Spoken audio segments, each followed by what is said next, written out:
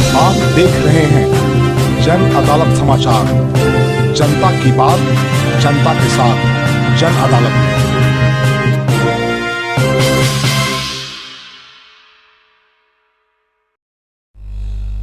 बाबा शिवाजी का जन अदालत में आपका स्वागत है। आपका सुबह का प्यार भरा नमस्कार। कल कुढ़नी का उपचुनाव का काउंटिंग था, संपन्न हो गया।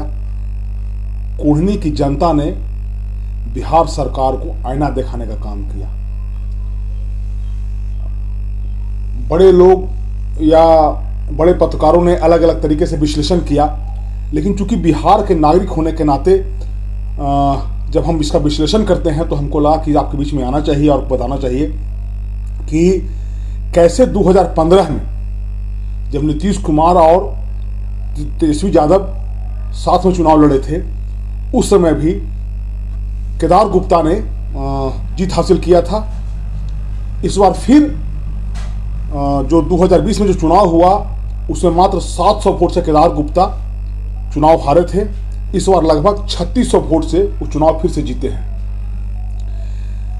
और इसका बहुत सारा फैक्टर है। हम एक बात का जिक्र कर देना चाहते हैं कि छोटा छोटा जो घटना होता है इलाके का, वो बड़ा रूप लेता है। इस वक्त जो बीपीएससी का जो एग्ज़ाम में जो घपला घोटाला हुआ है, उस पर वो जो उसके उम्मीदवार हैं, अभ्यर्थी हैं, वो प्रदर्शन कर रहे हैं। तो शिक्षक नियुक्ति का जो मामला है वो भी एक कारण बना और वो भी एक फैक्टर बना। और ताड़ी जो बंद कर दिया गया और गरीबों पर कड़ी कार्रवाई बात हुई, वो हो गया। और मुजफ्फरपुर में आपको बता दें, बिहार में मुजफ्फरपुर एक ऐसा जिला है जहां की प्रधानमंत्री आवास योजना का काम पिछले 4 साल से ठप है। वहां प्रधानमंत्री योजना का काम नहीं हो रहा है। तो सरकार का जो एंटी इनकम्बेंसी फैक्टर होता है, जो छोटा छोटा घटना बड़ा रूप लेती है, सरकार को हार का मुंह देखना पड़ा। और ये कुढ़नी का क्लोज फाइट जो है, केदार गुप्ता ने मनोज कुशवाहा को 3632 वोट से हराया है। इस जीत के साथ ही 2015 के बाद एक बार फिर से भाजपा कुढ़नी पर कब्जा जमाने में कामयाब रही। देखिए, इस बार जो समझिएगा, नोटा जो AIM असदुद्दीन ओवैसी की जो पार्टी है, उसका वोट नोटा से भी कम आया है। बिहार में कोई फैक्टर नहीं रहा। पिछले चुनाव में उनका 5 सीट जीते थे वो लोग। तो इस बार ऐसा लग रहा था कि वो वोट काटेंगे, लेकिन जो वोट प्रतिशत रहा आरजेडी का, M समीकरण का, वो बरकरार रहा। लेकिन जो टूट हुआ वो अति पिछड़ा में टूट हुआ, दलित समाज में टूट हुआ। और चिराग पासवान एक बड़ा फैक्टर बन के उभरे हैं। VIP जो है उनका, सहनी का जो पार्टी है, मुकेश सहनी का, अब इस स्थिति में वो आ गए हैं कि आने वाले समय में वो बिहार के राजनीति में बार्गेन कर सकते हैं। 10,000 वोट वो लाए हैं। हालांकि जो उन्होंने दांव खेला था भूमिहार समाज का, भूमिहार समाज नहीं टूटा। जैसे जिस हिसाब से सवर्णों का, खास करके भूमिहारों का जो बोचहा चुनाव था, और बोचहा में जो वहाँ भाजपा के खिलाफ जो मैंडेट दिया सवर्ण समाजों ने, इस बार इसमें इस बार भारतीय जनता पार्टी इससे सबक लेते हुए सुरेश शर्मा को वहाँ उतार दिया। सुरेश शर्मा जो भूमिहार समाज से आते हैं, मुजफ्फरपुर के बड़े नेता हैं, भाजपा के नेता हैं, मंत्री रह चुके हैं। गिरिराज सिंह और बहुत सारे नेताओं को वहाँ उतारा है। और ये देखने वाली चीज़ है कि आप देखिएगा, हम इसका विश्लेषण करके बताएंगे आपको कि असदुद्दीन ओवैसी की पार्टी जो है वो कुछ कमाल नहीं कर पाया। और उनका जो मुर्तजा है, उनका उम्मीदवार गुलाम मुर्तजा को मात्र 3206 वोट मिले हैं। और जनता ने वहाँ का नोटा जो दबाया है, 4448 वोट नोटा को दबाया है। जनता का मिजाज समझिए, जनता का रुझान समझिए। और भाजपा ने जो गेम खेला इस बार, जो सवर्ण वोटरों को लंबंद करने का एक कारण रहा। और केदार गुप्ता थोड़ा सरल मिजाज के माने जाते हैं, वहीं मनोज कुमार अक्खड़ मिजाज के माने जाते हैं। उनका स्वभाव सही नहीं है। ललन सिंह लगातार माफ़ी मांगते रह गए उम्मीदवार की तरफ से घूम घूम करके, लेकिन उनका ये वो माफ़ी काम नहीं आया। और एक बात समझिएगा, सिटिंग सीट जो था वहाँ, वो आरजेडी का सिटिंग सीट था। और जो सहनी थे वहाँ, जो उनके अनिल सहनी जो उनके उम्मीदवार थे, उन पर भ्रष्टाचार का आरोप लगा और बाद में उनकी सदस्यता खत्म कर दी गई।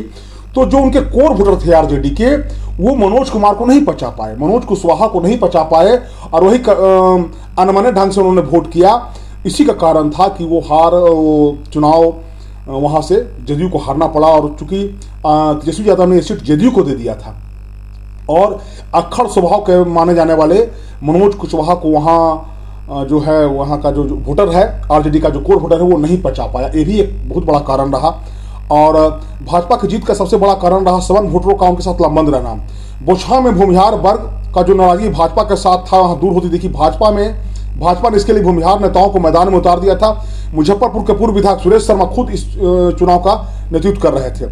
इसके अलावा फायर ब्रांड नेता जो हैं वो गिरिराज सिंह खुद वहां कैंप कर रहे थे। काउंटिंग के नतीजों पर भी नजर डालें तो सवर्ण बहुल इलाकों चकिया, सुमेश, दरियापुर, कफेन तक भाजपा लगातार आगे रही। इसके अलावा सवर्ण बहुल इलाकों में जैसे जैसे ईवीएम खुलते रहे भाजपा के कैंडिडेट आगे होते रहे। और देखिए सरकार भाजपा की जीत में जो एक बड़ी भूमिका एंटी इनकम्बेंसी हम पहले भी कहे हैं, कुढ़नी में सरकार और उसकी योजनाओं के खिलाफ नाराजगी साफ दिख रही थी। यहाँ का एक जो मुद्दा है प्रधानमंत्री आवास योजना का 4 साल से बंद रहना। मुजफ्फरपुर बिहार का एक ऐसा जिला है और बता दें कुढ़नी सबसे ज्यादा, एक जानकारी आपको दे दें, कुढ़नी प्रखंड जो है बिहार में सबसे ज्यादा पंचायत वाला प्रखंड है। और मुजफ्फरपुर बिहार का एक इकलौता जिला है जहां इंदिरा आवास, अभी तो प्रधानमंत्री आवास आ गया है, योजना पिछले 4 सालों से बंद है। और इसके अलावा बिजली का जो समस्या है ये बहुत बड़ा फैक्टर है। और खासकर जो गरीब तबका है, जो पासी समाज का है, पासवान समाज का है, जो ताड़ी का व्यापार करता है, ताड़ी बेचता है, ताड़ी बंदी से उपजी नाराजगी को भुनाने में मिली कामयाबी। भाजपा ने इसको ही भुंजाया है। कुढ़नी में इस बार भाजपा की जीत की बड़ी भूमिका दलित वोटरों की रही है। इस चुनाव में भाजपा के हिस्से में दलित वोटर का एक बहुत बड़ा एक जो टूट हुआ, जो कोर वोटर थे महागठबंधन के, वो इस तरफ आ गए हैं। और यहाँ के चुनाव में दलितों ने नीतीश कुमार के खिलाफ नाराजगी स्पष्ट दिख रही थी। देखिए कल उपेंद्र कुशवाहा ने एक ट्वीट किया है, उसमें कहा है कि हमको जनता के साथ चलना होगा। ये इशारा किनके तरफ है ये तो हम नहीं बता सकते हैं, लेकिन ये साफ संकेत है। ये इसका मतलब क्या है, क्योंकि पिछले बार जो रालोसपा था उनके प्रत्याशी को भी 10,000 वोट कुढ़नी से आया था। ये जो उपेंद्र कुशवाहा हैं उन्होंने इशारों में बड़ी बात कही है। तो ये जनता के हिसाब से चलना होगा। इसका मतलब क्या है कि आज तक जो जदयू है या जो नीतीश सरकार है जनता के मन से नहीं चल रही है, जनता के ऊपर फैसले थोप रही है। ये एक फैक्टर है। और खासकर दलित वर्ग में युवा वोटर खुलकर भाजपा के साथ आए हैं और उन्होंने नीतीश कुमार को हराने के लिए वोट दिया है। और देखिए केदार गुप्ता 2020 में चुनाव हार चुके थे। इसके बाद ही भाजपा ने इस चुनाव में उन पर दाव खेला। इसे भाजपा का अति पिछड़ा दाव भी कहा जा सकता है। और उन्होंने एक तीर से कई निशाने किए। कुढ़नी विधानसभा में भूमिहार का वोट 32 से 35 हजार है, वहीं राजपूत 10 से 12 हजार है, ब्राह्मण और कैस्ट के बाद 8 से 10 हजार है। इसके साथ वैश्य वोटर 35 हजार है।